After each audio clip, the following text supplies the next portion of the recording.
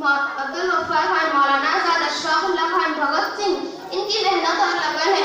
अगर इन्होंने हिंदुस्तान की आज़ादी का ख्वाब नहीं पड़ा तो आज हम भी अंग्रेजों के गुलाम होते। इन्हीं रहनुमाओं की कुर्बानियों का सहरा है जो आज हम इस आज़ादी की फिजा में सांस ले रहे हैं। जनाब सदर और मेरे हमनवा साथियों, आज इस यौम आज़ादी जश्न मुबारक हो।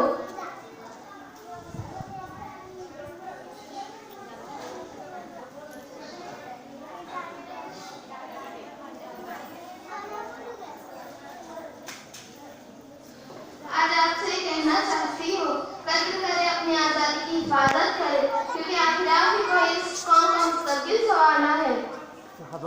आखिर में आप सबको जश्न मुबारक आज़ादी हो। यूं ही जोश और जज्बे के साथ मनाएं। मैं शेर